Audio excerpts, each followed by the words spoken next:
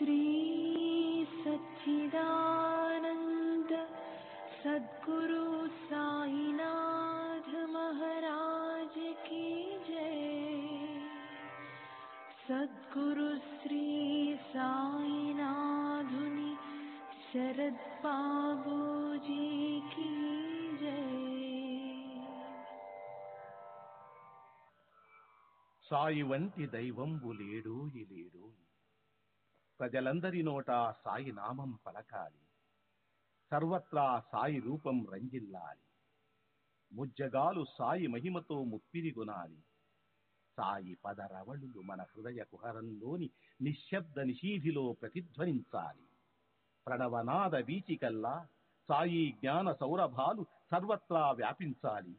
ఆ సుజ్ఞాన సౌరభాల ఆస్వాదనలో మన మనసులు మత్తెక్కాలి. సాయి ప్రేమామృత ధారలు అంతటా నిరంతరం వర్షించాలి. ఆ ప్రేమామృత ధారలలో తడుస్తూ, ఆ జ్ఞాన సౌరభాల మత్తులో ఆనందంగా నర్తిస్తూ, సాయి వంటి దైవంబు లేడోయి లేడోయి అని అందరూ ఏకకంఠంతో గానం చేయాలి. అదే నా ఆశ, ఆశయం, ఆకాంక్ష. అదొక మధుర స్వప్నం. ఆ స్వప్న సాఫల్యం కోసం శ్రీ సాయినాథుని అనన్య ప్రేమతో, ఆర్ద్రతతో ప్రార్థించటమే మనం చేయగలిగింది, చేయవలసింది. శ్రీ బాబూజీ.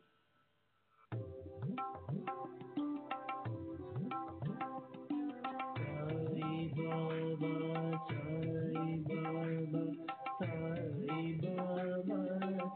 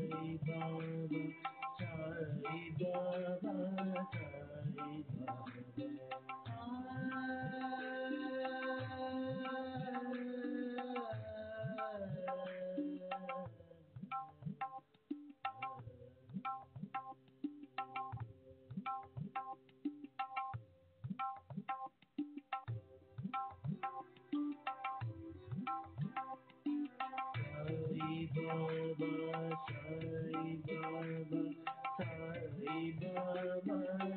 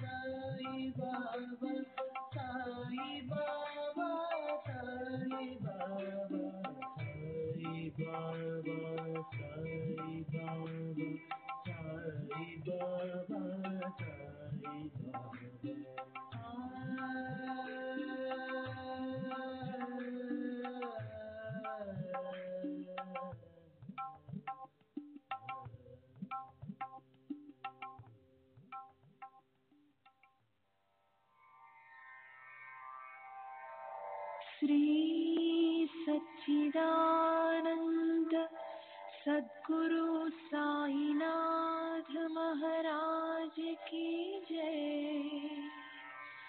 सद्गुरु श्री साईनाथुनि शरद बाबूजी की जय।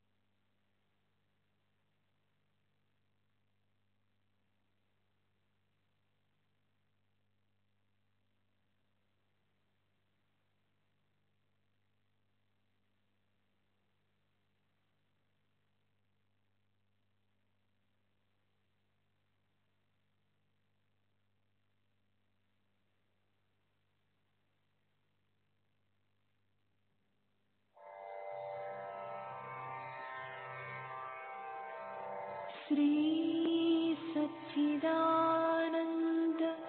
सद्गुरु साईनाथ महाराज की जय। सद्गुरु श्री साईनाथुनि शरद बाबू जी की जय।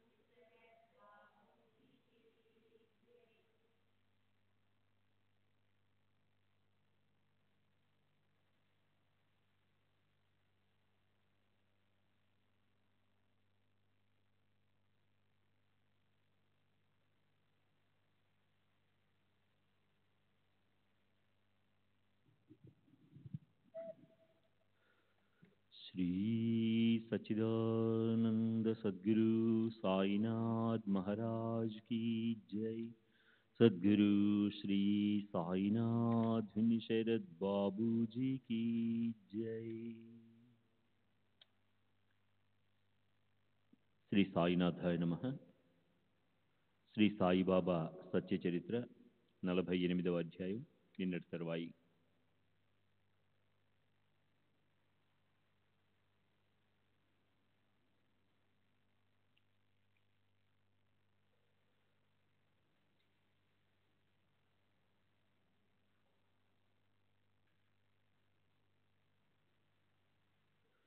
తరువాత సపట్నేకర్ బాబా పాదాలను నొక్కుతూ కూర్చున్నాడు. ఇంతలో గొర్రెలు కాచుకునే ఓ శూద్ర జాతికి చెందిన స్త్రీ వచ్చి వెంటనే బాబా నడుము పిసకసాగింది. ఎప్పటిలాగా బాబా ఆమెకు కథ చెప్పడం మొదలెట్టారు. సపట్నేకర్ అది శ్రద్ధగా వినసాగాడు. ఆ మాటల చమత్కారం ఏమిటంటే అదంతా అక్షరాల తన కథే. ఆ స్త్రీ కొడుతున్నప్పటికీ సపట్నేకర్ ఆశ్చర్యపడి తన కథనే తను వింటూ కూర్చున్నాడు. అతని మనసుకు ఎంతో విస్మయం కలిగింది. అదొక వ్యాపారి కథ, కానీ వస్తుతః అది తన కథే. అందులో మరణించిన తన కొడుకు మృతి గురించింది. ఒకానొక దగ్గర బంధువు కథ చెప్పినట్లు అలా అతను పుట్టినప్పటి నుంచి చనిపోయే వరకు జరిగిందంతా సవిస్తరంగా ఆయన చెప్పారు. బాబా ఆ స్త్రీకి ఆ కథ చెప్తున్నారు. కానీ ఆమెకి ఆ కథతో ఎలాంటి సంబంధం లేదు. అది ఓ తండ్రి కొడుకుల గాథ. విషయం కేవలం ఆ ఇద్దరిదే. అలా తన కథను సాయిబాబా నోటి నుంచి విన్న సపట్నేకర్ మనసుకి ఎంతో చిత్రం అనిపించింది. బాబా చరణాలపై అతని గౌరవం మరింతగా పెరిగింది. అతనికి ఎంతో కుతూహలంగా అనిపించింది. అరచేతిలో ఉసిరికాయలా బాబాకి ఇదంతా ఎలా తెలుసు? స్వయంగా పరబ్రహ్మతో ఏకరూపుడై ఉండే ఆయనకి జగత్తంతా తన కుటుంబంలాగే అనిపిస్తుంది. కానీ ఆయన స్వయంగా జగత్తుగా అయి నటిస్తారు. సాయిబాబా లక్షణం ఇదే. సాయిబాబా సాక్షాత్తు ఏకాత్మత అవతారం. ఆయనకు తమ పర భేదాలు ఎందుకుంటాయి? ఆయన స్వయంగా సవిస్తరంగా జగద్రూపంతో వ్యాపించి ఉంటారు. పరమాత్మతో తాదాత్మ్యం చెందిన వారికి అన్యత్వ భావన ఎక్కడుంటుంది? ఆకాశానికి రంగు లేదా బురద అంటనట్లు అలా ద్రష్టా దర్శనం దృశ్యంలోని భేదం వారికి కనిపించదు. ఆ ప్రకారంగా బాబా సర్వజ్ఞుడు అని సపట్నేకర్ మనసులో ముద్రించుకోగానే బాబా అతనితో ఏమన్నారో సజ్జన శ్రోతలు వినాలి. సపట్నేకర్ వైపు వేలు చూపుతూ ఆశ్చర్యం గలిపేలా బాబా ఇలా అన్నారు. నేను ఇతని కొడుకును చంపానా? అలా అని ఇతను నా మీద నేరం మోపుతున్నాడు. అరే, నేను లోకల పిల్లలను చంపేవాడినా? ఇతను ఎందుకు మసీదుకు వచ్చి ఏడుస్తున్నాడు? సరే, నేనిప్పుడే అతని కొడుకుని అతని గడుపులో పడేస్తాను. ఈ స్త్రీకి మరణించిన ఆమె రామ్దాస్ పేరు గల కొడుకుని తిరిగి ఇచ్చినట్లు ఇతని కొడుకును ఇతని కడుపులో తిరిగి పెడతాను.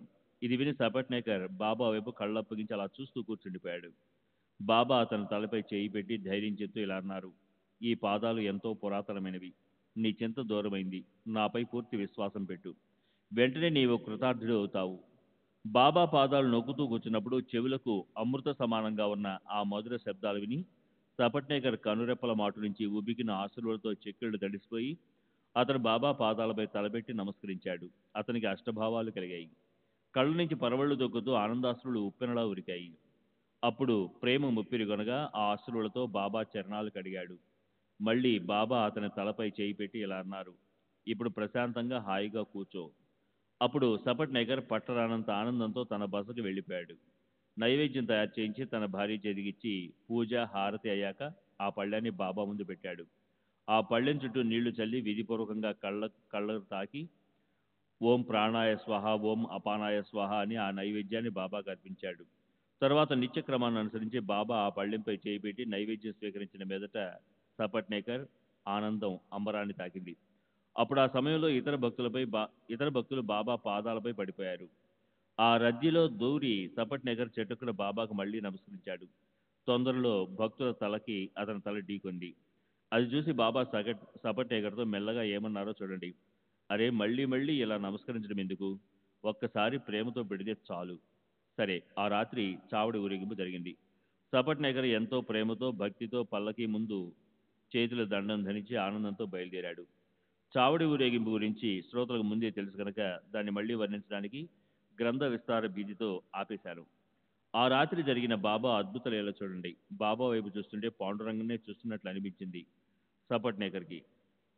తరువాత తిరిగి వెళ్ళిపోవడానికి అనుజ్ఞ అడిగినప్పుడు తిని వెళ్ళు అన్నారు బాబా. సపట్నేకర్ ఆ ఆజ్ఞను అక్షరాలా పాటించాడు. భోజనం అయ్యాక సెలవు తీసుకోవడానికి బాబా దర్శనానికి బయలుదేరాడు. ఇంతలో అతని మనసులో ఒక్కసారిగా ఒక ఆలోచన వచ్చింది. బాబా దక్షిణ అడిగితే ఎలా ఇవ్వాలి? జేబులో డబ్బంతా అయిపోయింది. తిరుగు ప్రయాణానికి కావాల్సినంత మాత్రమే మిగిలింది. బాబా దక్షిణ ఇవ్వు అంటే ఏమని సమాధానం చెప్పాలో ముందే నిర్ణయించుకున్నాడు. ఆయన అడక్క ముందే ₹1 చేతిలో పెట్టాలి. మళ్ళీ అడిగితే మరొకటి ఇవ్వాలి. ఆ తర్వాత లేదని చెప్పాలి. రైలు ఛార్జీలకు అవసరమైనంతే నా దగ్గరుంది అని బాబాతో స్పష్టంగా చెప్పాలని నిశ్చయించుకుని అతను బాబాను కలిసేందుకు వెళ్ళాడు. ఇది వరకు నిశ్చయించుకున్నట్లే అతను బాబా చేతిలో ₹1 పెట్టగానే బాబా మరొకటి అడిగారు.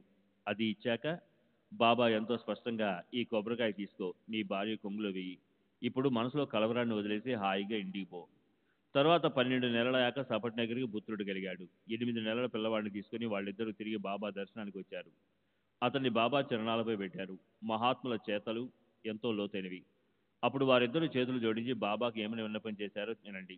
బాబా, మీ రుణాన్ని ఎలా తీర్చుకోవాలో మాకు అసలు తెలియటం లేదు. కనుక మేము మీ చరణాలపై కేవలం మస్తకం పెడుతున్నాము. మేము హీనులము, దీనులము, పామరులము, అనాథలమైన మాపై కృప చూపండి. ఇక మీదట మాకు మీ చరణాల్లో సదా సర్వదా ఆశ్రయం ఇవ్వండి. మేలుకొని ఉన్నా స్వప్నంలో ఉన్నా మా మనసుల్లో అనేక రకాలైన ఆలోచనలు ఎగసిపడుతుంటాయి. రాత్రింబవళ్ళు మాకు విశ్రాంతి ఉండదు. అయినా బాబా మమ్మల్ని మీ వైపు తిప్పుకోండి.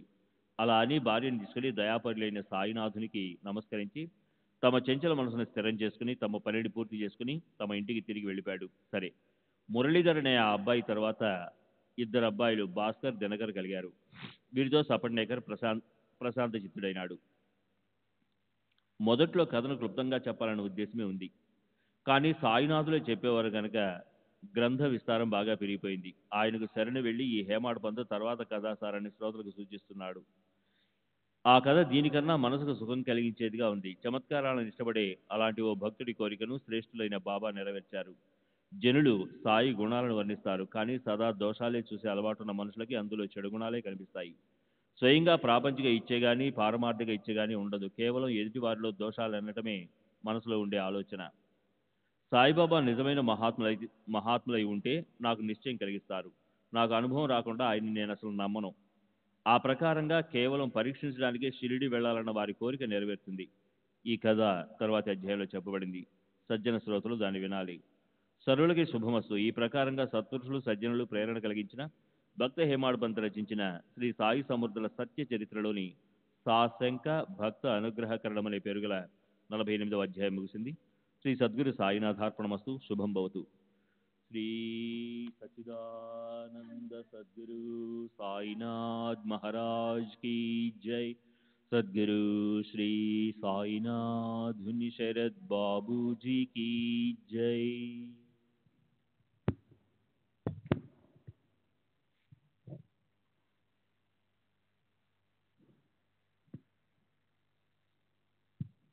నలభై 48వ అధ్యాయానికి పరిపూర్ణ వివరణ. 1983 సంవత్సరం సెప్టెంబర్ 14న ఈ కథలోని అక్కల్కోట్ నివాసి సపత్నేకర్ భార్యను కలిసే అదృష్టం ఒక శుభదినాన పూణేలో నాకు లభించింది. అప్పుడు ఆమె వయసు 88 సంవత్సరాలు. ఆమె ఎప్పుడూ పడుకొనే ఉండేది. అయినా నేను కలవటానికి వెళ్ళినప్పుడు ఆమె లేచి కూర్చొని అప్పుడు జరిగిన ఆ సందర్భం గురించిన వర్ణనను ఎంతో ఉత్సాహంగా వివరంగా నాకు చెప్పింది. మూల గ్రంథంలోని ప్రత్యక్షంగా అప్పుడున్న వ్యక్తి చెప్పినది మరెంతగానో మనోరంజకంగానూ నాకు అనిపించింది. శ్రీ సాయిలీల జనవరి 1984 సంవత్సరపు మాసపత్రికలో ప్రచురింపబడి అది ఎంతో ప్రసిద్ధి చెందింది. ఆ వర్ణనలోని విశేషాలు కొన్ని ఇక్కడ చెప్పవలసి ఉంది. పార్వతీబాయి నాకెలా చెప్పింది. బాబా సపత్నేకర్ని చల్ హట్ అని కేవలం అరవటమే కాదు, చేత్తో అతన్ని ఎంతగా తోశారంటే ఆ తోపుకి సపత్నేకర్ తలపాగా ఊడి కింద పడిపోయింది. పార్వతీబాయిని మాత్రం బాబా ఏమీ అనలేదు. తమ పాదాలపై ఆమె తలను పెట్టనిచ్చారు. ఇంతేకాదు, చేతి నిండా విభూది తీసుకొని ఆమె తలపై పోసి ఇలా అన్నారు, తీసుకో, 1, 2, 3, 4 ఎన్ని కావాలో అన్ని తీసుకో.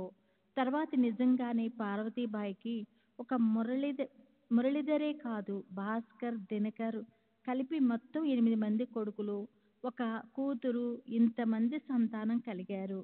మరో విషయం, చావిడి ఊరేగింపు గురించి పార్వతీబాయి ఆ ఉత్సవాన్ని గురించి చబీనా అంటే రాజుల ఊరేగింపు అన్నమాట వాడింది. ఆమె బాబా పల్లకీలో ఎన్నడూ కూర్చోలేదు. భక్తులు ఎత్తి కూర్చోబెడితే ఆయన వెంటనే వెనకాల నడిచి వస్తూ కనిపించేవారు. బాబా స్వయంగా నర్తించేవారు కూడా. ఒకసారి ఒక కాలు ముందు పెట్టి తర్వాత రెండో కాలు ముందు పెట్టి ఎంతో నైపుణ్యంగా ఆయన నర్తించేవారు అన్నది.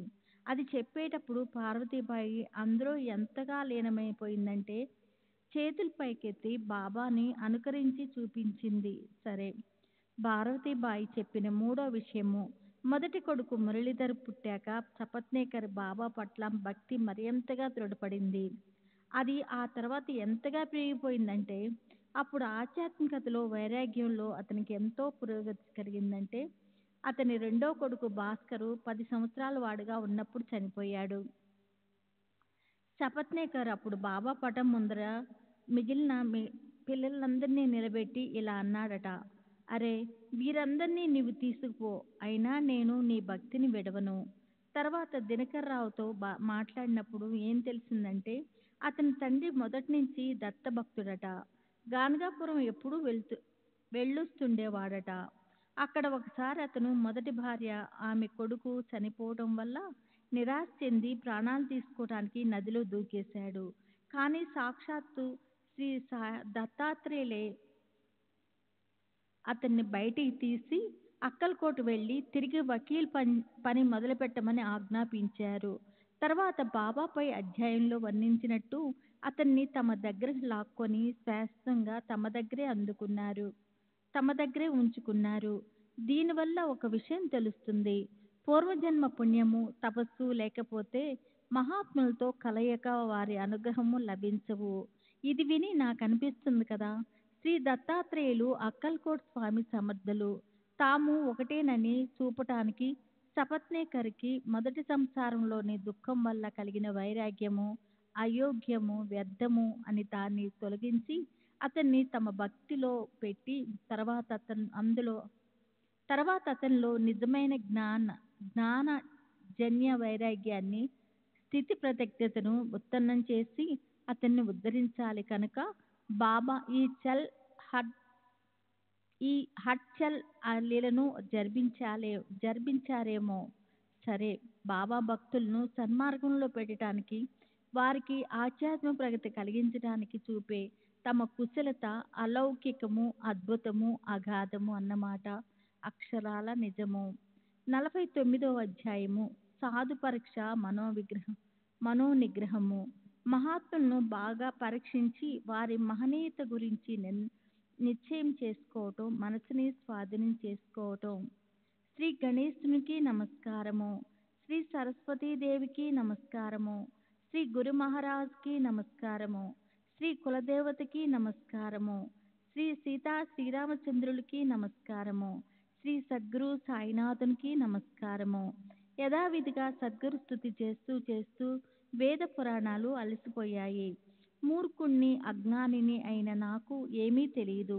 నేను మౌనంగా ఉండటమే మంచిది. వాస్తవానికి మౌనంగా ఉండటమే నిజమైన సద్గురు స్థావనము. కానీ సాయిలోని ఒక్కో గుణము నాచే ఇలా చెప్పిస్తుంది. సాయి అగాధ లీలలు చూసి నేను మౌనంగా ఉండలేకపోతున్నాను. నాలుకకు పిండి వంట రుచిగా ఉన్నప్పుడు మనసుకి శ్రోతలు గుర్తొచ్చారు. వారిని కూడా పంక్తిలో కూర్చోబెట్టాలని,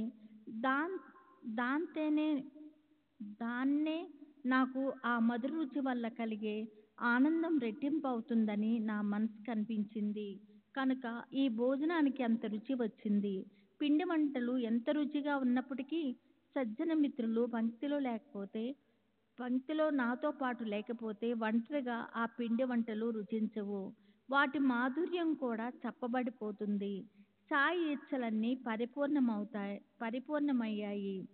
సాయి మహాత్ములకు తలమానికము. సాయి తమ భక్తులకి విశ్రాంతి స్థానము.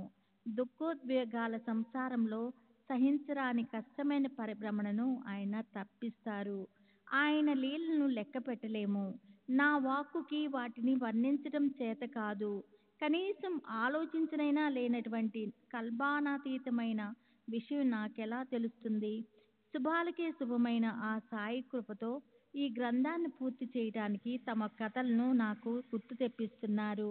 ఆయన అగాధ మహిమలను వర్ణించడానికి ఎవరు సమర్థులు?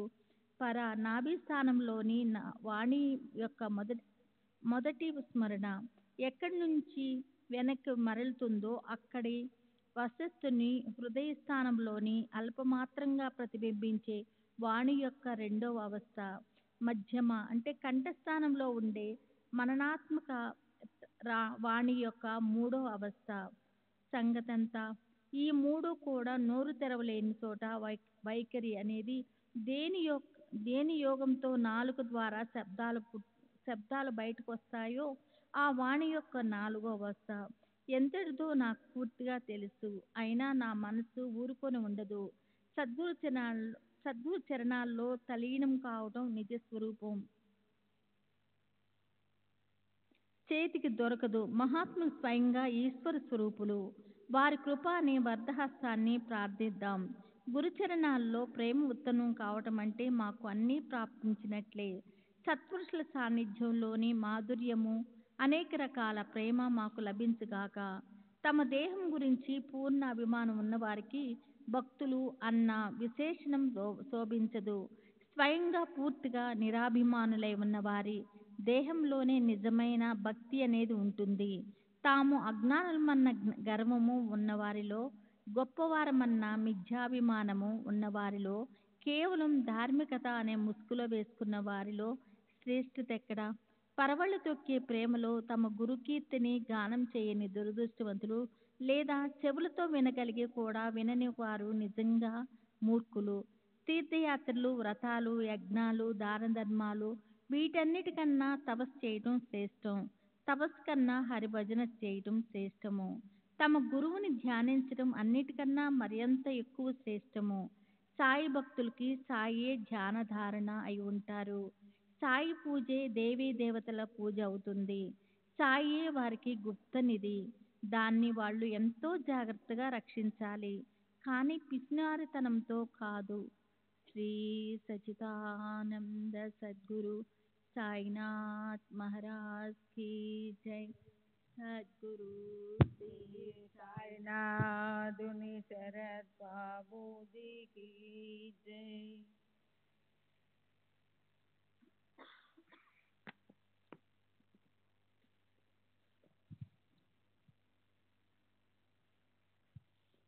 ఒక్కోసారి నన్ను బద్ధకం ఆవరిస్తుంది, కానీ ఈ హృదయ నివాసి సాయికి ఎప్పటికీ సోమరితనం ఉండదు. నేను కథను విస్మరించినప్పుడు నాకు దాన్ని ఆ సమయానికి ఆయన గుర్తు తెప్పిస్తారు. ఒక్క క్షణం హాయిగా కూర్చుందామంటే నా ఆలోచన అక్కడ పనిచేయదు.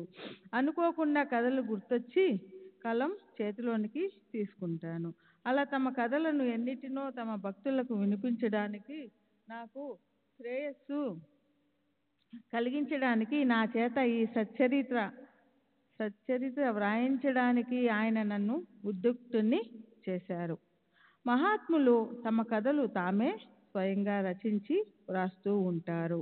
వారిచ్చే ఈ స్ఫూర్తి లేకపోతే ఈ కథలో ప్రతి ఒక్క మాట ఎంతో చప్పగా ఉండేది.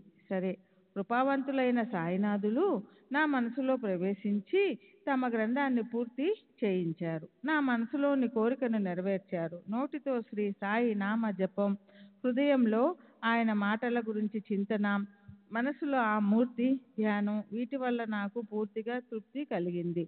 నోటిలో సాయి నామం ఉన్నవారికి, హృదయంలో శ్రీ సాయి గురించి భక్తి ఉన్నవారికి, సాయి పనులే తమ పనులుగా చేసేవారికి సాయి ఎంతో రుణపడి ఉంటారు. సంసార బంధనాల నుంచి విడిపడడానికి దీనికన్నా మరో సాధన లేదు. సాయి కథలు ఎంతో పావనం. వాటిని వినడం లేక చదవడం సదా సుఖదాయకంగా ఉంటుంది. పాదాలతో సాయి ప్రదక్షిణ చేయాలి, చెవులతో ఆయన సచ్చరిత్ర వినాలి, సర్వాంగాలతోనూ ఆయనకి ప్రేమగా ఆలింగనం ఇవ్వాలి, కళ్ళతో ఆయన దర్శనం చేసుకోవాలి, ఆయన ముందు సాష్టాంగ నమస్కారం చేసి ఆయన చరణాలపై మస్తకం పెట్టాలి, ఆయన నామస్మరణను మన నాలుక మీదకు తేవాలి, నాసికతో ఆయన నిర్మల్యాలను వాసన చూడాలి. ఇప్పుడు గడిచిన కథ సందర్భం ఏమిటంటే, గత అధ్యాయంలో శ్రోతలకు నేను చమత్కారం అంటే ఇష్టపడే భక్తుల కథ చెప్తాను అని మాటిచ్చాను. మహాత్ముల నుంచి తాము ప్రాపంచిక శ్రేయస్సు పొందాలన్న కోరిక ఉండదు, లేదా పరమార్థాన్ని సాధించాలన్న కోరిక కూడా ఉండదు. మహాత్ముల అధికారం గురించిన జ్ఞానము ఉండదు. మహాత్ముల మహిమను ఎవరో వర్ణించినప్పుడు మనసులో విశ్వాసము కలుగదు. మిత్రులు సాయి కథలు చెప్తూ ఉంటే వింటూ ఉంటారు, కానీ సదా దోషాలే చూడగల స్వభావం ఉండడం వల్ల నిశ్చయంగా తమకి అనుభవం కలక్కపోతే జగత్తులో ఏ కథని అంగీకరించరు. అతని పేరు హరి ఖానోబా. అతను ముంబై నుంచి మిత్రులతో కలిసి సాయిని వెతుక్కుంటూ ఆయన్ని పరీక్షించడానికి ప్రయాణమయ్యాడు. కానీ అందరి హృదయాలలోనూ చిన్మయ కాంతులు వెదజల్లే సాయి నైపుణ్యం ఆయన కుశలత అపూర్వంగా ఉండే ఆయన పద్ధతి ఎవరికీ నిశ్చయంగా తెలియదు. హరిబాబు హరిబాబు షిరిడీకి బయలుదేరగానే దానికి కారణం సాయి సమర్థులకి తెలిసింది. కేవలం చమత్కారాన్ని చూడాలన్నదే అతనికి ఉన్న యోగ్యత. ఇంత మాత్రం రుజువు చూపించి అతన్ని పూర్తిగా ఆయన తమవాడిగా చేసుకున్నారు. అతని శ్రమ కూడా ఫలించింది. మహాత్ములు నిజంగా యుక్తిపరులు. కోపర్గాంలో మిత్రుడితో కలిసి హరిబాబు గుర్రబండిలో కూర్చున్నాడు. గోదావరిలో చక్కగా స్నానం చేసి ఆలస్యం చేయకుండా షిరిడీకి బయలుదేరాడు. కోపర్గాం నుంచి షిరిడీ చేరుకొని కాళ్ళు చేతులు కడుక్కొని సాయి మహాత్ములను చూడడానికి, ఆయన్ని తెలుసుకోవడానికి బయలుదేరాడు. పాదాలకి కొత్త చెప్పులున్నాయి. తలకి జరీ తలబాగా ఉంది. హరిబాబు మనసు సాయిబాబా దర్శనం చేసుకోవాలని ఉర్రూతులూగింది. మసీదు దగ్గరికి వెళ్ళి దూరం నుంచి సాయిబాబాని చూసినప్పుడు ఆయన దగ్గరికి వెళ్ళి సాష్టాంగ నమస్కారం చేయాలనిపించింది అతనికి. కానీ చెప్పులు అడ్డొచ్చాయి. అవి పెట్టడానికి సురక్షితమైన స్థానం లేకపోయింది. అప్పుడు అక్కడే ఓ మూల వాటిని మరుగ్గా జాగ్రత్తగా పెట్టాడు. తర్వాత పైన దర్శనానికి వెళ్ళాడు. అతను ప్రేమగా సాయి చరణాలకు నమస్కరించాడు. విభూది ప్రసాదం తీసుకొని వెనుదిరిగి వాడాకి వెళ్ళేందుకు బయలుదేరాడు. కాళ్ళకి చెప్పులేసుకుందామని వెళ్తే అక్కడ ఎంత వెతికినా అవి కనపడలేదు. అప్పుడు ఆశలు వదిలేసి దీనవదనంతో అతను ఉత్తకాళ్ళతో వాడాకి తిరిగి వచ్చాడు. ఎందుకంటే అక్కడ ఎంతో మంది భక్తులు వచ్చి పోతున్నారు. ఎవరిని అడగాలి? అతనికేం పాలుపోలేదు. ఆ ప్రకారంగా అతని మనసు చిరాకు పడింది. కళ్ళ ముందు ఆ చెప్పులు అదే పనిగా కనిపించసాగాయి. మనసులో కూడా చెప్పుల చింతనే. మనసంతా చెప్పుల మీదే ఉంది. ఎంతో నచ్చినందువల్ల ముచ్చట పడి ఆ చెప్పులు కొనుక్కున్నాడు. వాటికి కాస్త రెక్కలొచ్చాయి.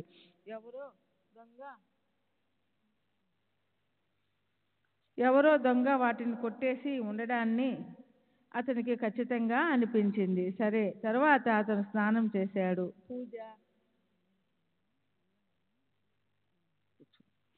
పూజ నైవేద్యాలు పూర్తి చేసి పంక్తిలో కూర్చొని భోజనం చేశాడు. కానీ అతని మనసుకి స్థిరత్వం కలుగలేదు. సభా మండపమే సాయి ప్రదేశం. అక్కడ నుంచి సాయి దృష్టిని తప్పించి నా చెప్పులు ఎవరో తీసుకెళ్ళిపోవడం అనేది చిన్న విషయమా? హరిబాబుకి ఈ చింతే పట్టుకుంది. అతనికి తిండి తిప్పల విషయం పట్టలేదు. భోజనం అయ్యాక భక్తులందరితో కలిసి చేతులు నోరు కడుక్కోవడానికి అతను బయటకొచ్చాడు. ఇంతలో ఒక క్షత్రియుల పిల్లవాడు పోయిన అతని చెప్పులను జెండాలాగా ఒక కర్రకు కట్టి ఒక్కసారిగా అక్కడికి వచ్చాడు. భక్తులు భోజనం కానిచ్చి చేతులు నోరు కడుక్కున్నారు. పిల్లవాడు వెతుక్కుంటూ వచ్చి ఇలా అన్నాడు, ఈ కర్రను నా చేతికిచ్చి బాబా నన్ను పంపించారు. హరికా బేటా జరీకా పేటా, జరీ తలపాగా పెట్టుకున్న హరి కొడుకు అని అరుస్తూ వెళ్ళమన్నారు. ఇవి నా చెప్పులే అని ఎవరైనా గొప్ప ఉత్సాహంతో గట్టిగా అడిగితే వాళ్ళకి ఇవి ఇమ్మని చెప్పారు. కానీ మొదట ఎవరు హరి కొడుకో ఎవరి తలపాగాకి జరి ఉందో ఇది నిశ్చయం చేసుకున్నాక తరువాతే అవి ఇవ్వు. ఊరికే గొడవగా అందరికీ చెప్పకు అని బాబా నాకు ఆజ్ఞాపించారు. ఆ పిల్లవాడి అరుపులు విని దృష్టితో ఆ చెప్పులను గుర్తుపట్టి హరిబాబు పరిగెత్తి వెళ్ళాడు. అతని మనసుకి ఎంతో ఆశ్చర్యం కలిగింది. అతని కనుల కొనల్లో ఆనంద అశ్రువులు ఊబికాయి. కంఠం పుడుకుపోయింది. పోయిన చెప్పులను చూసి అతను తన కళ్ళను తను నమ్మలేకపోయాడు. చిత్రం అనిపించింది. అతను ఆ పిల్లవాడితో ఇటివ్వు, ఆ చెప్పులు నా దగ్గరకు తీసుకునిరా అన్నాడు. వాటిని చూసి అతను ఇలా అడిగాడు, ఇవి నీకు ఎక్కడ దొరికాయో నాకు వెంటనే స్పష్టంగా చెప్పు. ఆ పిల్లవాడు, అది నాకు తెలియదు, నేను కేవలం బాబా ఆజ్ఞని పాటించేవాణ్ణి. హరి కొడుకు తన జరీ తలపాగా నాకు చూపించాలి, అతనికే నేను ఈ చెప్పులు ఇస్తాను. వేరే ఏ గుర్తు నాకు అవసరం లేదు. బాబా చెప్పిన ఆ సూచనలు నాకు చూపించిన వారే ఈ చెప్పులను తీసుకోగలుగుతారు. హరిబాబు, ఒరే బాబు, ఆ చెప్పులు నావేరా అన్నాడు. అయినా ఆ పిల్లవాడు అవి అతనికి ఇవ్వలేదు. అప్పుడు హరిబాబు ఆ పిల్లవాడి మనసుకి బాబా ఇచ్చిన సూచనల్ని చూపించాడు. అతను ఇలా అన్నాడు, ఒరే బాబు, నేనే హరిని, కన్హోబా కొడుకుని. ఈ మాట నిజం. అన్ని రకాలుగా ఆ గుర్తులు నన్నే సూచిస్తాయి. ఇప్పుడు నా జరీ తలపాగా చూడు, నీ మనసులోని సందేహం నివృత్తి అవుతుంది. నేనే ఆ చెప్పులకి యజమానిని, ఇతరులెవరికి దాని మీద అధికారం లేదు. అప్పుడు ఆ పిల్లవాడికి నమ్మకం కుదిరి అతను ఆ చెప్పుల్ని హరిబాబుకి ఇచ్చాడు. ఆ ప్రకారంగా హరిబాబు మనసులోని కోరిక నెరవేరింది. సాయిబాబా మహాత్ములన్న అనుభవం కలిగింది. నా తలపాగా జరీది అని చెప్పడంలో విచిత్రమేముంది? అది మరి నా తల మీదే ఉంది, అందరికీ కనిపిస్తూనే ఉంది. కానీ నేను వేరే ఊరివాణ్ణి, షిరిడీకి ఇది నా మొదటి రాక. అలాంటప్పుడు సాయిబాబాకి నా పేరు ఎలా తెలుసు? నా తండ్రి కన్హోబాని ఎవరు చూడకపోయినా కా అనే అక్షరంతో అతని పేరు సూచించడం చాలా ఆశ్చర్యం అనిపిస్తుంది. ఇది వరకు నా మిత్రుడు సాయిబాబా మహిమను నాకు చెప్పాడు. అతను చెప్పిన దాన్ని నేను లెక్క పెట్టలేదు. అందుకు నాకు పశ్చాత్తాపం కలుగుతుంది. ఇప్పుడు నాకు అనుభవం రావడంతో సాయిబాబా ప్రభావం నాకు తెలుస్తుంది. సందేహాలకు చోటు లేకుండా పోయింది.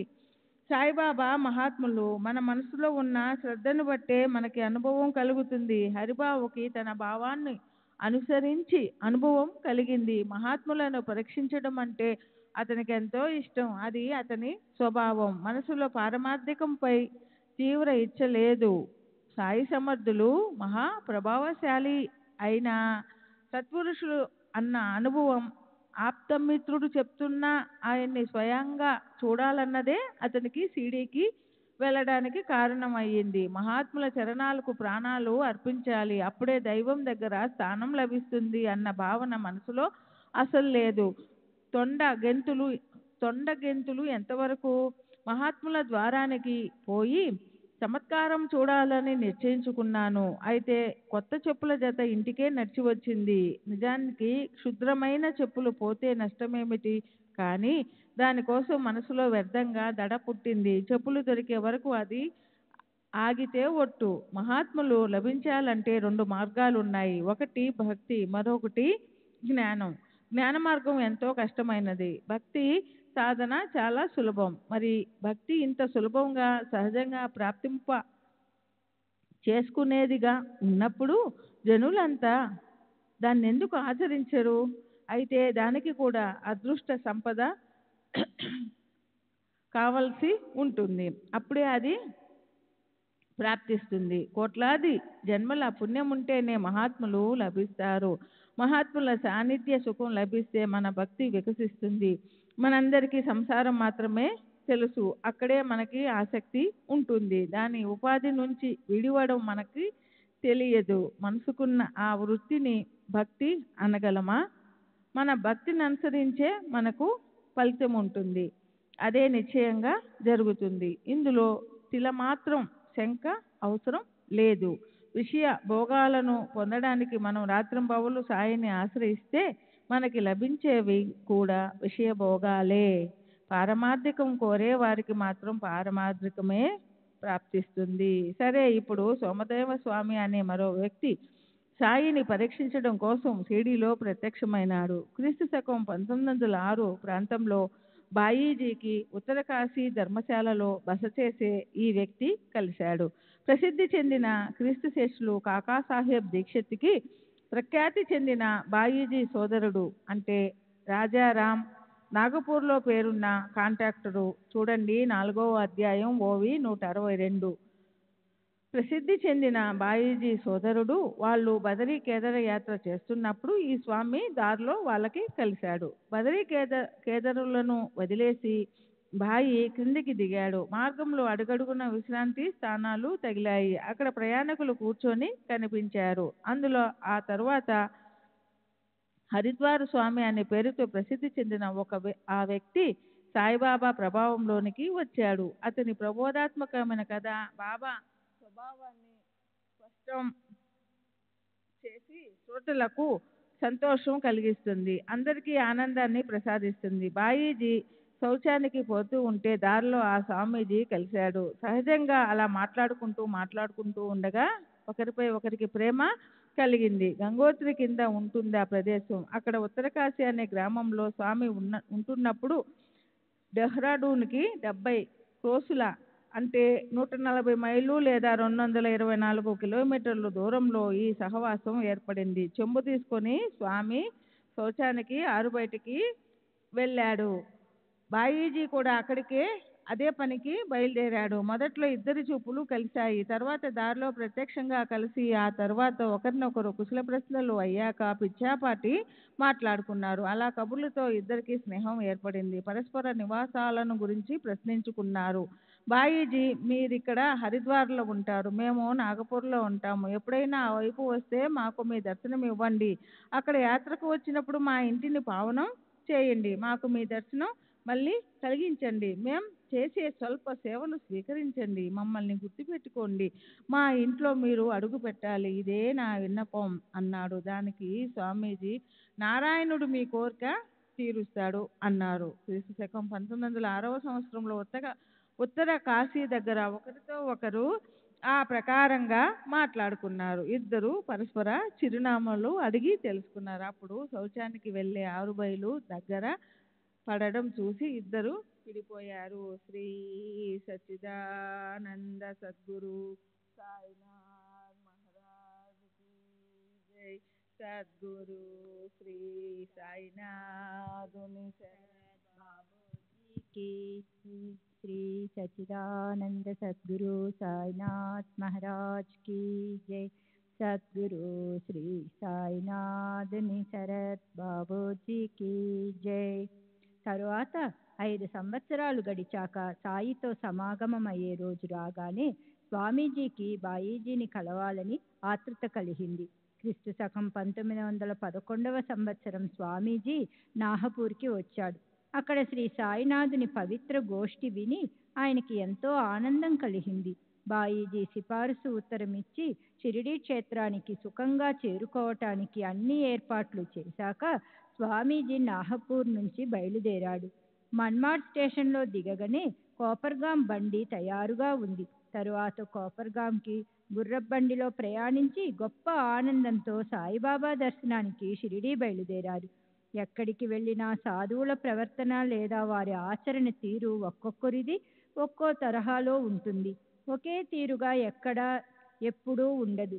ఒక మహాత్ముడి నడవడిక మరొకరికి అంగీకారయోగ్యంగా ఉండదు. కనుక మహాత్ముల యోగ్యతని అయోగ్యతని అంచనా వేయటానికి ఇది సాధన కాదు. మహాత్ముల దర్శనానికి వెళ్లేందుకు ఈ ఆలోచన ఎందుకు? వాళ్ళ ప్రవర్తన మీద దృష్టి పెడితే మన శ్రేయస్సు చతికిలబడిపోతుంది. స్వామి స్వభావం ఎలాంటిదంటే ఆయన మనసులో ఎప్పుడూ కుతర్కాలు చెలరేగుతూ ఉంటాయి. దూరం నుంచి షిరిడీలోని మసీదు మీదున్న రెపరెపలాడే జెండాలు కనిపించగానే ఆయన మనసులో సందేహం తలెత్తింది. మసీదు శిఖరం మీద కలశం వద్ద ఎగిరే పతాకాలు దూరం నుంచి దృష్టిలో పడగానే ఆయనతో పాటున్న జనులు ప్రేమతో వాటికి నమస్కరించారు. తరువాత సాయి దర్శనం అవబోతుందని పరవళ్ళు తొక్కే మనసు ఉల్లాసంతో గంతులేసింది. అయినా ఎదురుగా జెండాలు కనిపించగానే వాటిని అతడు ఉపేక్షించలేకపోయాడు. పతాకాల దర్శనంతో మనసులో ప్రేమ ప్రకటమవటమైతే అన్ని చోట్ల ఎప్పుడూ కలిగే అనుభవమే. ఇది భక్తి ప్రేమల లక్షణం. అందులో విలక్షణం ఎంతమాత్రం లేదు. కానీ దూరం నుంచి ఆ జెండాలను చూసి స్వామి కుత్సిత మనసులో ఆలోచనలు చెలరేగాయి. ఆయన మనసు ఎంత విచిత్రం!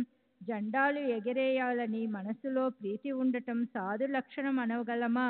జెండాలు దేవాలయం మీద ఎగిరేయి, తన నివాస స్థలం మీద వాటిని ఎగిరేయటం అంటే తన సాధుత్వానికి అల్పత్వాన్ని ఆపాదించటమే అవుతుంది. ఆ ప్రకారంగా సాధువు మాన సన్మానాలను కోరటం అతనికి లోకేషునికి నిదర్శనం. ఇలాంటి సాధుత్వం మనసుకి పట్టదు. నిజంగా అది వారి అల్పత్వం. తాత్పర్యం చెప్పాలంటే స్వామి తన మనసుకి తోచినట్లు సాయిబాబా సాధుత్వం గురించి నిర్ణయించుకుని తనకు అలాంటి వారి అనుగ్రహం అవసరం లేదని నిశ్చయించుకున్నాడు. స్వామి మనసులో ఎంతో అనాదరం ఉత్పన్నమై నేను అనవసరంగా ఇక్కడి దాకా వచ్చాను అనుకున్నాడు. వెంటనే అక్కడి నుంచి తిరిగి వెళ్ళాలని అతను దృఢంగా నిర్ణయించుకున్నాడు. ఇది లోకేషునికి సంబంధించిన వ్యర్థమైన ఆడంబరం. సాధువులకి గౌరవ ఆరాధాలు ఎందుకు? జెండాలు చూస్తుంటే నాకు అది తప్ప మరో ఆలోచన రావటం లేదు. జెండాలతో ఆ సాధువు తన గొప్పతనాన్ని ప్రదర్శించాలి అనుకుంటున్నాడు. అదే అతని సాధుత్వానికి అల్పత్వం. ఆయన దర్శనానికి నేను ఎలా పోగలను? ఇలాంటి వారి దర్శనం చేసుకుంటే మనసుకి శాంతి ఎలా లభిస్తుంది? ఇది ధార్మికత ముసుగులో జెండాల రూపంతో చేసే ప్రదర్శన. దాంతో మనసుకి ప్రశాంతత కలుగదు. ఇప్పుడు వచ్చిన దారినే ఇంటికి తిరిగి వెళ్ళిపోవాలి. దర్శనానికి వెళ్ళాలన్న ఆలోచన బాగా అనిపించటం లేదు. నిజానికి నేను మోసపోయాను. దానికి అతనితో పాటున్న ప్రయాణికులు ఇలా అన్నారు. ఇంత దూరం మీరు మరి ఎందుకు వచ్చినట్లు?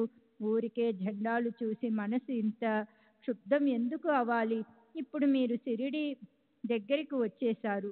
అక్కడ రథము, పల్లకి, గుర్రం మొదలైన సరంజామానంతా చూస్తే మీ మనసుకి ఇంకెంత కలవరం కలుగుతుందో. వారి మాటలు విని స్వామీజీకి ఇంకా కోపం వచ్చింది.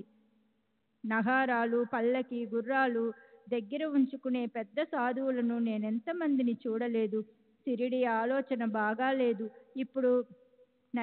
ఇప్పుడు నదికెళ్ళే దారి పట్టాలి అన్న ఆలోచన మనసులో వచ్చి సోమదేవ స్వామి వెనుతిరిగాడు. అప్పుడు వెంట ఉన్నవారు ఇలా బలవంత పెట్టారు.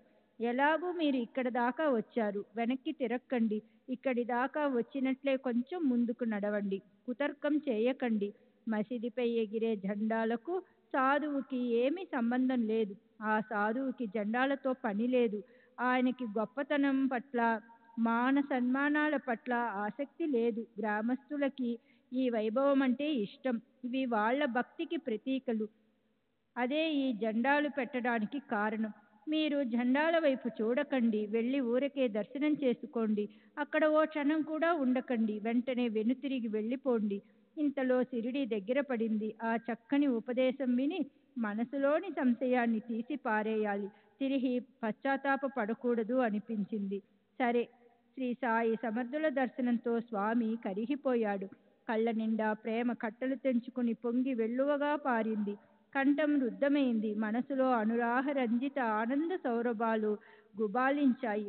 కళ్ళు ఉల్లాసంతో సుఖ సంపన్నంగా మిలమిలా మెరిశాయి. బాబా చరణధూళిలో ఎప్పుడు తడిసిపోదామా అని మనసు తహతగలాడింది. చిన్మయ కాంతులు వెదజల్లే ఆ రూపాన్ని చూసి స్వామి మనసు దృష్టి తన్మయమై అతను బాబా వైపు రెప్పవాల్చకుండా అలా చూస్తుండిపోయాడు. ప్రేమాతిరేకంలో చిక్కుకుపోయాడు. మనసులోని కుతర్కం కిక్కురుమనకుండా కరిగిపోయింది. చిత్తం దర్శనం వల్ల కలిగిన ఆనందంతో ద్రవించిపోయింది. బాబా సగుణ రూపం కళ్ళల్లో ప్రతిఫలించింది. రువాదాదాత్మ్యం చెందాడు. ఆ గొప్ప మహాత్ముని కళ్ళతో చూసి సోమదేవ స్వామికి కలిగిన ఆనందం ఆకాశపుట అంచులు తాకింది. అతని ఆత్మ అపరిమిత శాంతిలో తోలిపోయింది. ఇక్కడే ఉండిపోవాలని అనిపించింది. కేవల దర్శనంతోనే సంశయం అస్తమించింది. బుద్ధి తన చోట్ల మౌనంగా కూర్చుంది. అన్యత్వ భావన అస్తమించింది. పూర్తిగా ఐక్య భావన కలిగింది. శబ్దాలు బయటకు రాక మౌనం పరుచుకుంది.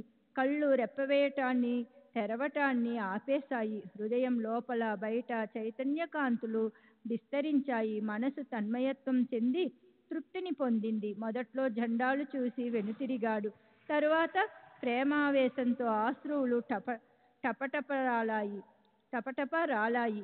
అష్టసాత్విక భావాలు అలవోకగా కలిగాయి. బాబాపై ప్రేమ పెనవేసుకుంది.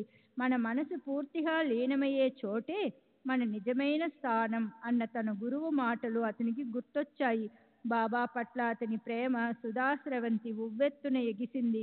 ఆ వ్యక్తి మెల్లమెల్లగా ముందుకు రాసాగాడు. సాయి మహారాజు కోపం పెరిగిపోసాగింది. శాపనార్థాలు వరదల్లై ప్రవహించసాగాయి. అలాగే బువా ప్రేమ కూడా పరవళ్లు తొక్కుతూ పదింతలు వెయ్యింతలుగా పెరగసాగింది. సమర్థ సాయి కరణి ఎంత అద్భుతం! ఆయన నరసింహస్వామి ఉగ్రతను అచ్చుగుద్దినట్లు తెచ్చుకుని ఇలా అన్నారు. మా ఆడంబరాలన్నీ మా దగ్గరే ఉండని. పో, నీ ఇంటికి వెళ్ళిపో. నా మసీది వైపు మళ్ళీ వచ్చావో గబర్దార్. మసీదులో జెండాలు పెట్టేవాడి దర్శనం ఎందుకు చేసుకోవటం? ఇదేమన్నా సాధువుల లక్షణమా? ఇక్కడ ఒక్క క్షణం కూడా ఉండొద్దు. సరే. తరువాత భయభ్రాంతులతో మనసు అల్లకల్లోలమవగా స్వామి సభామండపంలో ప్రవేశించాడు. కానీ దూరం నుంచి సాయి మూర్తిని చూసి అతను ప్రశాంతంగా ఉండలేకపోయాడు. తన మనసులో వచ్చిన ఆలోచనల గురించిన మాటలు చెవుల్లో పడగానే స్వామి అక్కడికక్కడే సిగ్గుతో చితికిపోయి, మహారాజు సర్వజ్ఞులు, నేనెంత మూర్ఖుణ్ణి, మహారాజు ఎంత విద్వాంసులు, నా భావాలు ఎంత కలుషితం, ఆయన మనసు ఎంత శుద్ధం. సాయి మహారాజు కొందరిని కౌగులించుకుంటారు, కొందరిని చేత్తో స్పృశిస్తారు, కొందరికి ధైర్యం చెప్తారు, కొందరి వైపు కృపాదృష్టితో చూస్తారు, కొందరి వైపు చిరుదరహాస పారిజాతాలను వర్షిస్తూ అవలోకిస్తారు, కొందరి దుఃఖోద్దేహ దవానాళాన్ని చల్లారుస్తారు, కొందరికి విభూతి ప్రసాదాన్ని పంచుతారు, అందరినీ సంతుష్టి పరుస్తారు. అలా ఉంటుండగా నా మీదే ఈ క్రోధాగ్ని జ్వాలలు సోకటానికి కారణం బహుశా గతంలో నా ప్రవర్తనే అయి ఉంటుంది అనిపిస్తుంది. అది క్రోధం కాదు, నాకది ఉపదేశం. తరువాత అది సుఖదాయకమవుతుంది. సరే, తరువాత అలాగే అయింది. సాయిబాబాను చూసి పరవశించిన స్వామి సాయి కృపతో నిర్మలుడై సాయి చరణాల్లో శాశ్వతంగా స్థిరపడిపోయాడు. శ్రీ సచిదానంద సద్గురు సాయినాథ్ మహారాజ్ కీ జై. సద్గురు శ్రీ సాయినాథ్ నిసరత్ బాబూజీ కీ జై.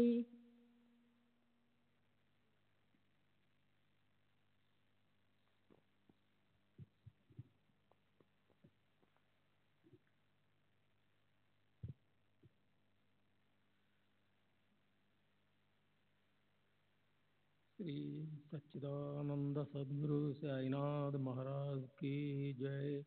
सद्गुरु श्री साईनाथ निसरत बाबूजी की जय. సాయిబాబా భక్తి ప్రభావ శక్తి చెడు వాసనలను మత్సరాన్ని తీసిపారేయగాక, శాంతిని ఐశ్వర్యాన్ని ధైర్యాన్ని కలిగించుగాక,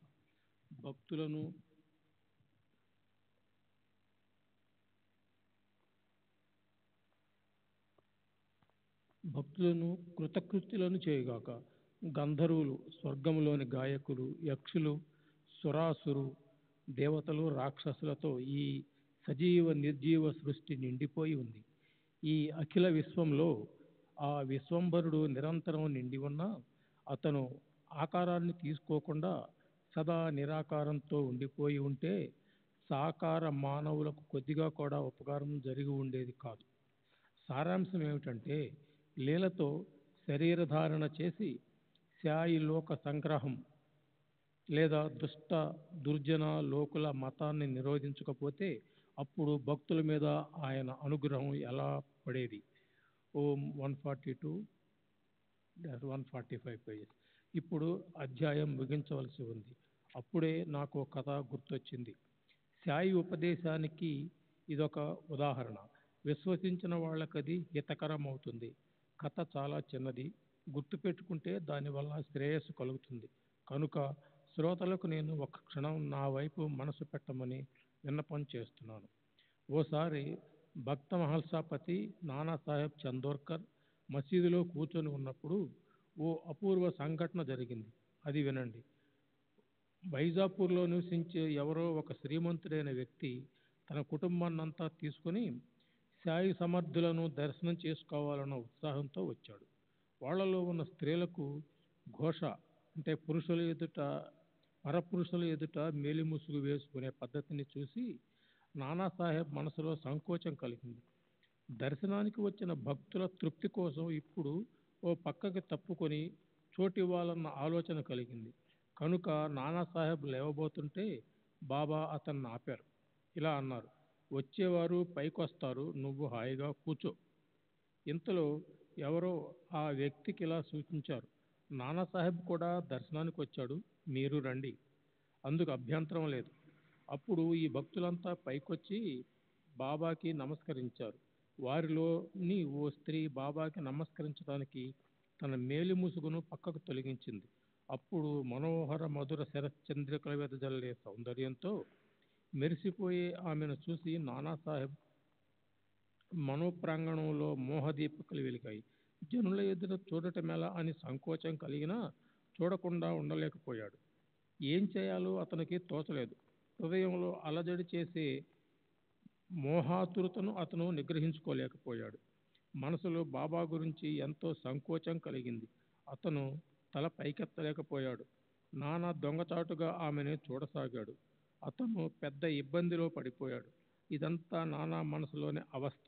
కానీ అందరి హృదయాల్లో నివసించే బాబాకు అదంతా తెలుసు.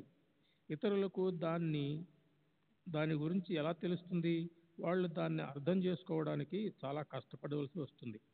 నానా మనసంతా గందరగోళంగా అయిపోయిందన్న విషయం తెలుసుకొని అతన్ని తిరిగి పూర్వ స్థితిలోకి తీసుకొచ్చేందుకు బాబా అతనికి ఏమని ఉపదేశం చేశారో వినండి. నానా, మనసులో ఎందుకీ తికమక? ఇంద్రియాలు తమ గుణధర్మాలను హాయిగా ఆచరిస్తున్నప్పుడు మనం దానికి అడ్డుపడకూడదు. దానిలో ఏమీ నష్టం లేదు. బ్రహ్మదేవుడు సృష్టిని రచిస్తాడు. మనం దాన్ని ప్రేమించకపోతే ఆయన కుశలత నీకు అర్థమవుతుంది, నిరర్ధకమవుతుంది. బంతా బనేల్, చేయగా అంతా సాధించబడుతుంది. ముందు తలుపులు తెరిచే ఉన్నప్పుడు దొడ్డిదోవకుండా ఎందుకు పోవాలి? మనసు శుద్ధంగా ఉన్న చోట ఎలాంటి అవరోధాలు ఉండవు.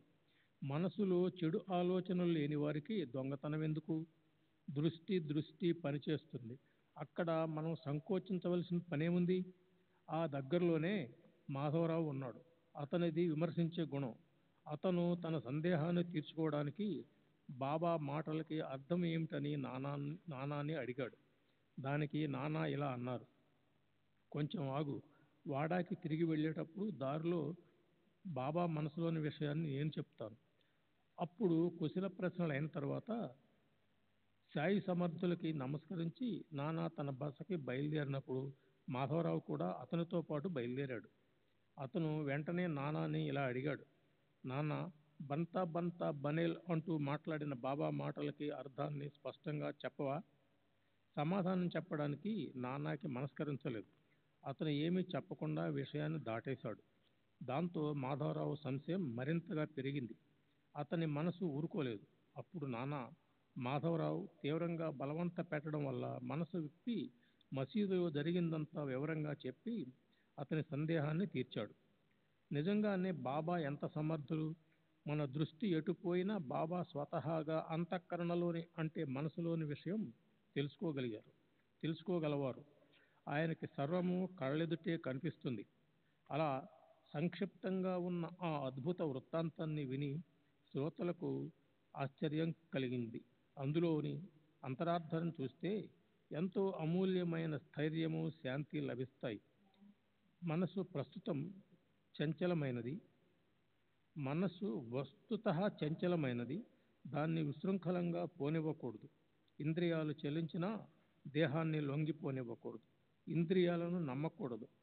విషయభోగాలపై ఆసక్తి పెట్టుకోకూడదు. మెల్లమెల్లగా అభ్యసిస్తే మనసులోని అస్వస్థత శాంతిస్తుంది. ఇంద్రియాలకు బానిసలం కాకూడదు. వాటిని ఎన్నటికీ అణచలేము. యోగ్యమైన అవకాశం చూసుకొని యుక్తితో వాటిని స్వాధీనం చేసుకోవాలి. దృష్టికి విషయం రూపం. ఏ రకమైన సౌందర్యాన్నైనా భయపడకుండా చూడాలి.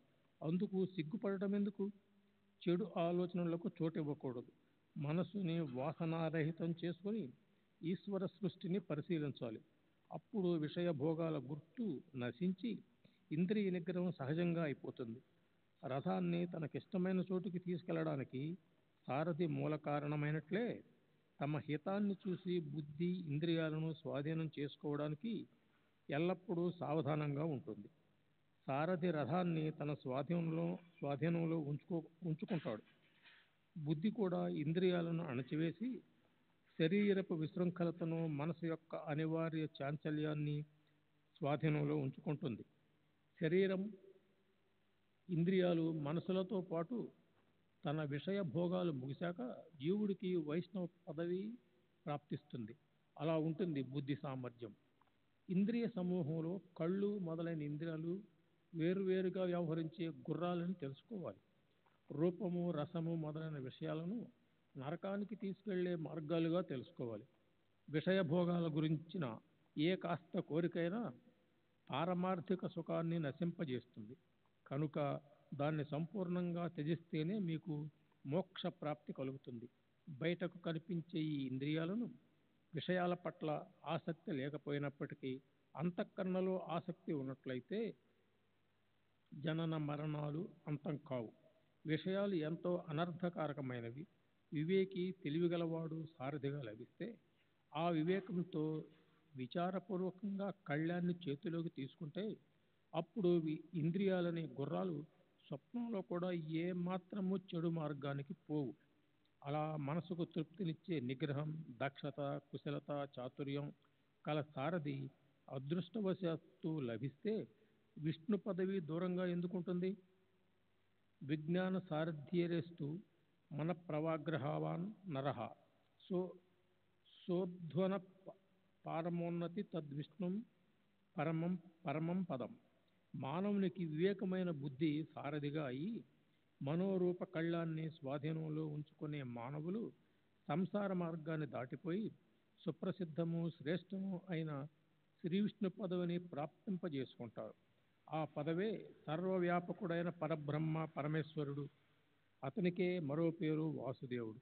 ఆయనే సర్వోత్కృష్టమైన చిట్ట చివరి అత్యంత శ్రేష్టమైన మోక్షస్థానం. సరే, ఈ అధ్యాయం ముగిసింది. రాబోయే అధ్యాయం దీనికన్నా మధురమైనది, సద్భక్తులకు మనోరంజకమైనది. దాన్ని వినండి. చివరికి జగత్తుని నడిపించేవాడు, బుద్ధిని ప్రేరేపించేవాడు అయిన సద్గురు చరణాలపై ప్రార్థనాపూర్వకంగా హేమండ్ పంత్ తన శిరస్సును పెడుతున్నాడు. సర్వులకి శుభమస్తు. ఈ ప్రకారంగా సత్పురుషులు, సజ్జనులు ప్రేరణ కలిగించిన భక్త హేమండ్ పంత్ రచించిన శ్రీ సాయి సమర్థుల సత్యచరిత్రలోని సంత పరీక్షణ మనోనిగ్రహం అనే పేరుగల 49వ అధ్యాయం ముగిసింది. శ్రీ సద్గురు సాయినాథార్పణమస్తు. శుభం భవతు.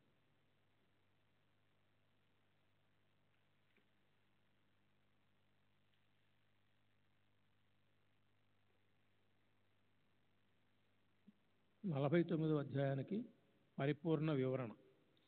ఈ అధ్యాయంలో హరికాన్హోబా సోమ్దేవ్జీ స్వామిల కథను విని మనకి శ్రీ సాయిబాబా యొక్క ఉదారమైన గొప్ప మనస్సు తెలుస్తుంది. వీరిద్దరికీ సాయిబాబా పట్ల భక్తి లేదు, పైగా శంకలే ఉన్నాయి. సోమ్దేవ్ స్వామికి కోపం కూడా ఉంది. ఇద్దరు కూడా బాబాని పరీక్షించడానికి వచ్చారు. కానీ బాబా ఉదారమైన మనసుతో వారికి చమత్కారాన్ని చూపి వాళ్లను తమ వాళ్ళుగా చేసుకున్నారు. వాళ్ళని యోగ్యమైన మార్గంలో తీసుకొచ్చారు. బాబా దర్శనానికి ఎవరు ఏ కోరిక పెట్టుకొచ్చినా సరే సాయిబాబా వాళ్ళ మనసులో తమ పట్ల శ్రద్ధ కలిగించి సన్మార్గంలోకి తీసుకొచ్చి వారికి శ్రేయస్సునే కలిగించేవారు.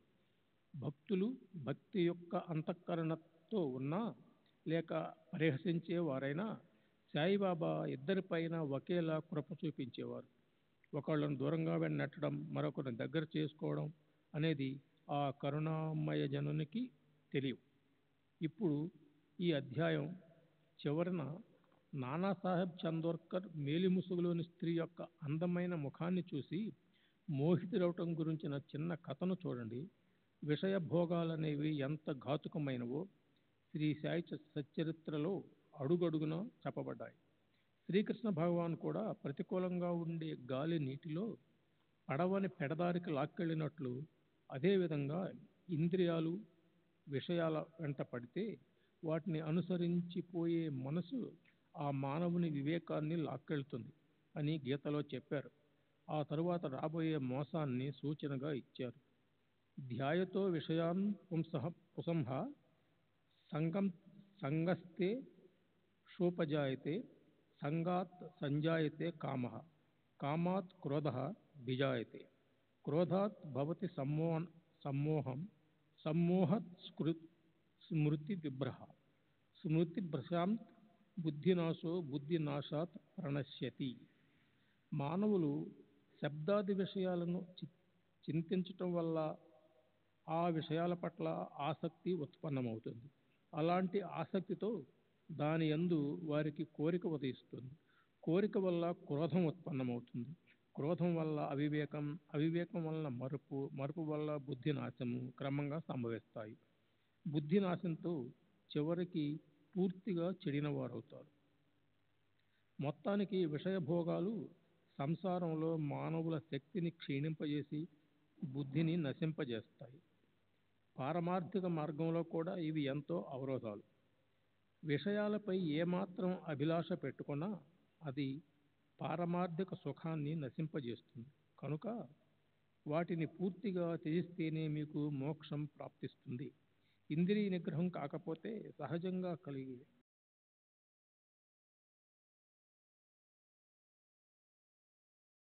सद्गुरु साईनाथ महाराज की जय। सद्गुरु श्री साईनाथ निसरत बाबू जी की जय।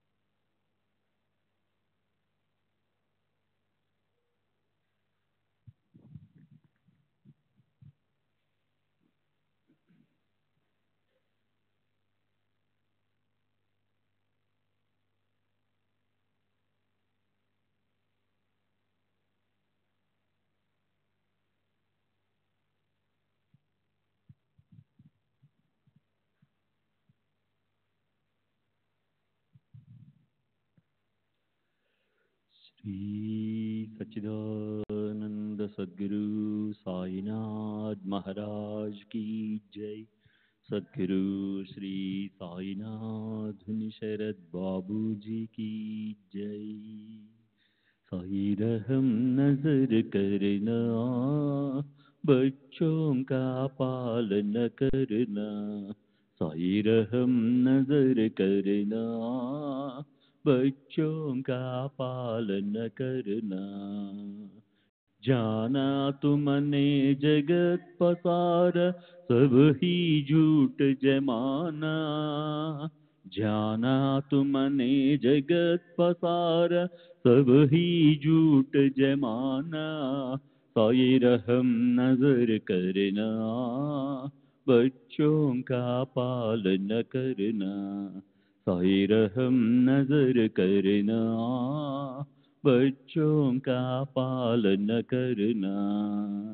मैं अंधा हूँ बंदा आपका, मुझसे पथ दिखलाना। मैं अंधा हूँ बंदा आपका, मुझसे पथ दिखलाना। साई रहम नजर करना, बच्चों का पालन करना। साई रहम नजर करना, बच्चों का पालन करना। दास गणों कहे अब क्या बोलूं, थक गई मेरी रसना। दास गणों कहे अब क्या बोलूं, थक गई मेरी रसना। साई रहम नजर करना, बच्चों का पालन करना। साई रहम नजर करना, बच्चों का पालन करना। रहमो नजर करो अब मोरे साई, तुम बिना नहीं मुझे माँ बाप भाई। रहमो नजर करो मैं अंधा हूँ बंदा तुम्हारा, मैं अंधा हूँ बंदा तुम्हारा, मैं ना जानू, मैं ना जानू, मैं ना जानू, अल्लाह इलाही।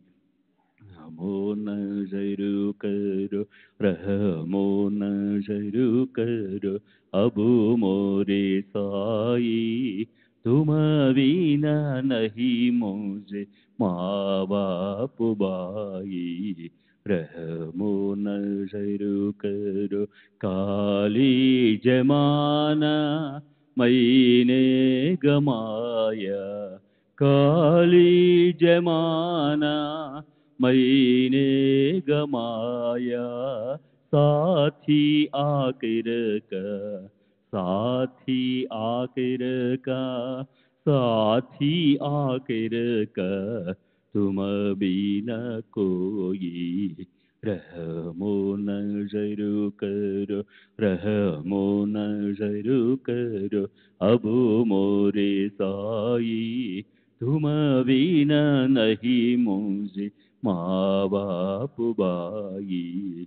रहमो नजर करो, अपने मस्जिद का झाड़ू गड़ो है, अपने मस्जिद का झाड़ू गड़ो है, मालिक हमारे, मालिक हमारे, मालिक हमारे, तुम बाबा साई।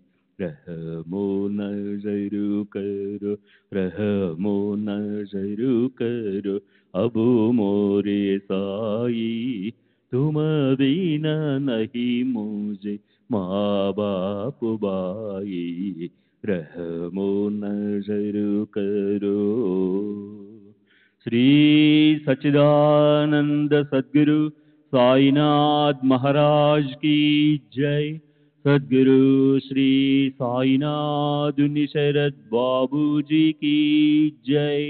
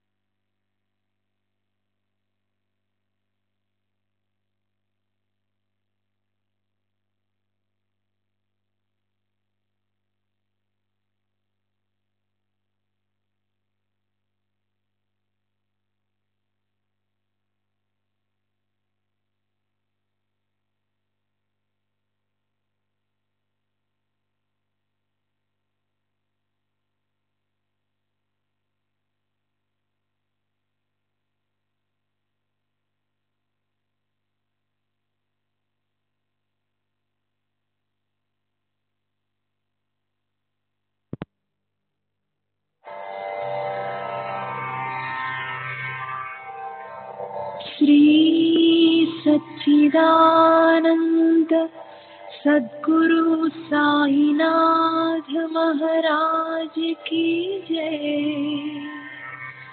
सद्गुरु श्री साईनाथुनि